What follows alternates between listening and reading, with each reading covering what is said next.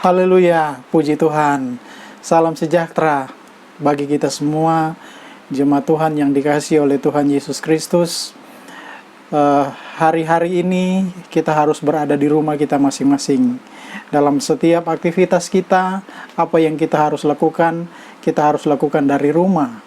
Kita bekerja, kita berusaha dari rumah. Kita beribadah dari rumah. Tetapi itu tidak mengurangi sukacita kita kepada Tuhan.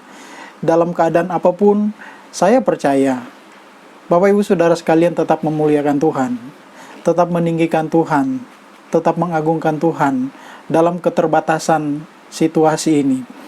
Bapak Ibu Saudara sekalian yang dikasihi Tuhan, saat ini lewat kesempatan ini saya ingin menyampaikan kebenaran firman Tuhan kepada Bapak Ibu Saudara sekalian. Mari kita membuka Alkitab kita. Bapak Ibu Saudara boleh membuka Alkitab di dalam kitab Nabi Habakuk pasal yang ketiga ayat yang ke-17 dan 18 berbunyi demikian. Habakuk pasal 3 ayat 17 dan 18. Sekalipun pohon ara tidak berbunga, pohon anggur tidak berbuah, hasil pohon zaitun mengecewakan. Sekalipun ladang-ladang tidak menghasilkan bahan makanan, kambing domba terhalau dari kurungan, dan tidak ada lembu sapi dalam kandang. Namun, aku akan bersorak-sorak di dalam Tuhan, beria-ria di dalam Allah yang menyelamatkan aku. Sebuah doa yang disertai dengan pernyataan dari seorang Nabi Habakuk kepada Tuhan, bahwa menggambarkan bahwa pada saat itu Nabi Habakuk ada dalam satu situasi keadaan yang kurang menyenangkan. Dia ada dalam keadaan yang sulit, sehingga dia coba gambarkan di dalam pernyataan kepada Tuhan, dalam doanya dan pujiannya kepada Tuhan. Dia katakan, sekalipun pohon ara tidak berbunga, berbicara tentang pekerjaan, berbicara tentang ladang, berbicara tentang sesuatu hal yang ditanam. Tetapi pada kenyataan, pohon ara tidak berbunga. Kemudian dia katakan, pohon anggur tidak berbuah. Hasil pohon zaitun mengecewakan. Sekalipun ladang-ladang tidak menghasilkan bahan makanan, kambing domba terhalau dari kurungan, dan tidak ada lembu sapi dalam kandang. Ini menggambarkan satu situasi di mana Nabi Habakuk ada dalam keadaan yang sulit pada waktu itu. Sehingga kesulitan yang dia rasakan itu dia gambarkan di dalam sebuah pernyataan kepada Tuhan, di dalam doanya kepada Tuhan. Dia katakan bahwa kalau saya mau gambarkan, kalau saya mau jelaskan satu pengeluhan, tapi disertai dengan pernyataan bahwa dia katakan bahwa ladang-ladang tidak menghasilkan, kambing domba terhalau dari kurungan. Artinya bahwa ladangnya tidak menghasilkan, kambing domba yang seharusnya mereka keluar mencari makan, tetapi mereka tidak bisa keluar. Mereka tetap ada di kurungan mereka.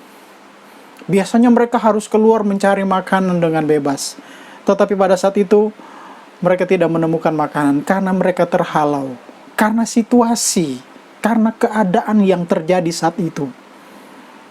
Tetapi dalam ayat yang ke-18, inilah tadi saya katakan pernyataan. Dia katakan, namun aku akan bersorak-sorak di dalam Tuhan, beria-ria di dalam Allah yang menyelamatkan aku.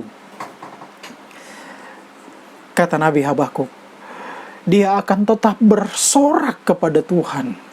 Walaupun mungkin dengan keterbatasannya dia, walaupun dengan keadaan yang dia rasakan pada situ seperti dibatasi, bahkan sampai ladangnya pun tidak menghasilkan. Tetapi Nabi Habakuk katakan, itu tidak membatasi dia untuk memuliakan Tuhan. Itu tidak membatasi dia untuk bersorak-sorak kepada Tuhan. Itu tidak membatasi dia untuk berhubungan dengan Tuhan, berdoa dengan Tuhan. Karena dia percaya bahwa Tuhan sanggup menolong dia. Situasi apapun yang dia hadapi, dia percaya kalau dia datang kepada Tuhan, dia bersorak-sorak kepada Tuhan, dia akan mengalami pertolongan Tuhan, dia akan mengalami kemenangan di sana. Itu yang menjadi keyakinan Habakuk. Dan saya percaya, saya yakin, kalau Habakuk bisa berkata seperti ini, pengalaman pribadi yang dia rasakan, dan ini dialami, pasti dia mengalami pertolongan Tuhan. Bapak Ibu Saudara sekalian yang dikasihi Tuhan, saat-saat ini kita harus ada di dalam rumah kita. Saat-saat ini kita harus beribadah dari rumah. Kalau Bapak Ibu Saudara sedang menyaksikan tayangan ini, saya tidak tahu apa yang Bapak Ibu Saudara rasakan sekarang. Entah Bapak Ibu Saudara dalam keadaan sukacita, entah ada yang merasa khawatir dengan keadaan sekarang ini, atau mungkin ada yang sedang sakit saat ini. Tetapi saya mau katakan kepada kita semua, situasi sekarang ini jangan sampai menghalangi kita untuk memuliakan Tuhan. Jangan sampai menghalangi kita untuk meninggikan Tuhan. Jangan sampai menghalangi kita untuk bersorak-sorak kepada Tuhan. Mari kita tinggikan Tuhan, mari kita sorak-sorak kepada Tuhan, bersorak-sorak bagi Tuhan. Karena itulah kekuatan kita. Itulah kekuatan kita. Bersorak-sorak kepada Tuhan dalam keadaan terjepit sekalipun. Kita sakit, kita terbaring mungkin di tempat tidur, tetapi mari kita mau bersorak-sorak kepada Tuhan. Kita mau tinggikan Tuhan, kita mau agungkan Tuhan. Kalau kita tinggikan Tuhan, kalau kita agungkan Tuhan, kita akan lihat kuasa Tuhan dinyatakan dalam hidup kita. Kuasa Tuhan dinyatakan dalam setiap kehidupan kita. Rasul Paulus kepada jemaat di Filipi, dia berkata begini, bersukacitalah senantiasa dalam Tuhan. Sekali lagi kukatakan, bersukacitalah. Sebuah seruan yang disampaikan oleh Rasul Paulus kepada jemaat yang ada di Filipi, bersukacitalah senantiasa. Artinya kita bersukacita. Dalam situasi keadaan apapun kita tetap bersukacita. Ketika kita bersukacita, maka kita akan melihat, kita akan merasakan kuasa Tuhan dinyatakan dalam hidup kita. Ketika kita bersukacita, kita memiliki semangat untuk memuji Tuhan, untuk menyembah Tuhan. Sekalipun ladang-ladang, kata Nabi Habakuk, tidak menghasilkan bahan makanan. Kambing domba terhalau dari kurungan. Kambing domba nggak bisa kemana-mana. Cari makan nggak bisa. Terhalau dari kurungan mereka. Tetapi bukan merupakan satu penghalang bagi kita untuk beribadah, untuk memuliakan Tuhan, untuk meninggikan Tuhan. Karena itu adalah kekuatan kita. Saya percaya kesempatan kita untuk tetap berada di dalam rumah, kita tidak kemana-mana. Itu adalah kesempatan yang Tuhan berikan kepada kita untuk kita lebih dekat kepada Tuhan, untuk kita lebih dekat dan memuliakan Tuhan dalam hidup kita. Karena ini yang Tuhan mau. Ini yang Tuhan mau dalam kehidupan kita, orang-orang yang percaya kepada Tuhan. Bersukacitalah senantiasa. Amin. Bersukacitalah senantiasa di dalam Tuhan. Kata Rasul Paulus, bersukacitalah. Kemudian di dalam Yakobus pasalnya yang pertama, ayat yang kedua, Rasul Yakobus katakan, "Saudara-saudaraku, anggaplah sebagai suatu kebahagiaan apabila kamu jatuh dalam berbagai-bagai pencobaan." Sekarang ini kita dicoba, diuji sejauh mana kesetiaan pengiringan kita kepada Tuhan. Mungkin waktu kita bisa datang beribadah di gereja, kadang-kadang karena situasi dan keadaan kita tidak bisa datang, ataupun kadang-kadang malas kita ke gereja. Sekarang kita tidak bisa ke gereja untuk sementara waktu. Pasti saya percaya kita mempunyai kerinduan untuk datang beribadah ke gereja, untuk bersama-sama dengan jemaat Tuhan yang lain, berkumpul, biasanya kita kebaktian. Sekarang kita nggak bisa kebaktian. Ini pencobaan.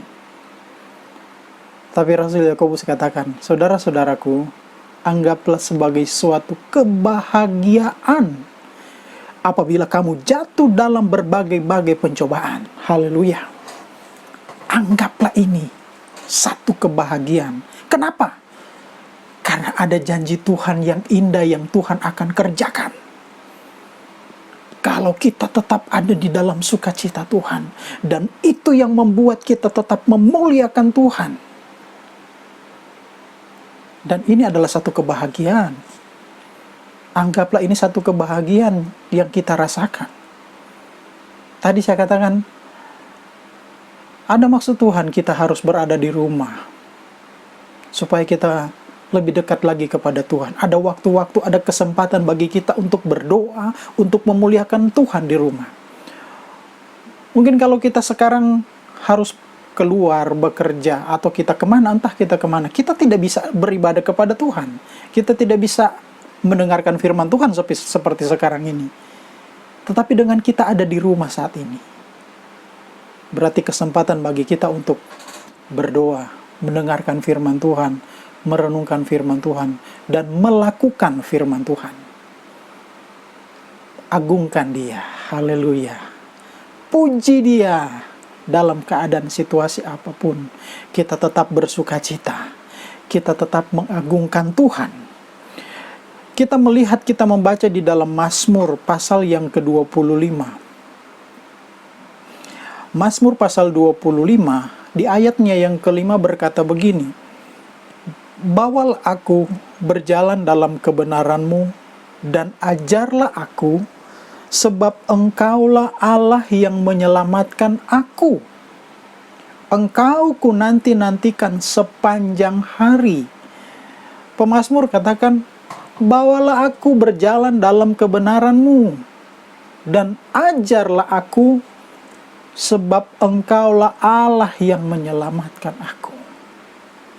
Satu permohonan yang disampaikan oleh pemazmur, "Tuhan, bawalah aku berjalan dalam kebenaran-Mu. Ajarlah aku, sebab Engkaulah Allah yang menyelamatkan aku." Tuhan yang menyelamatkan kita, Tuhan yang menolong kita. Biarlah Dia memberikan kepada kita sebuah pemahaman yang baru tentang pengiringan kepada Tuhan.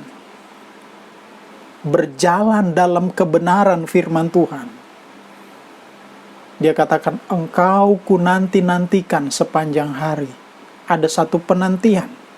Kita selalu menantikan Tuhan. Hari-hari ini adalah hari-hari kita menantikan pertolongan Tuhan.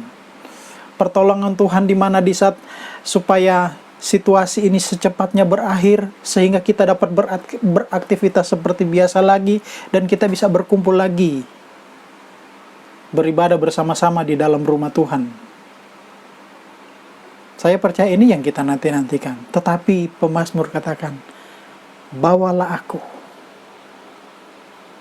berikanlah kepadaku pemahaman yang benar tentang Tuhan.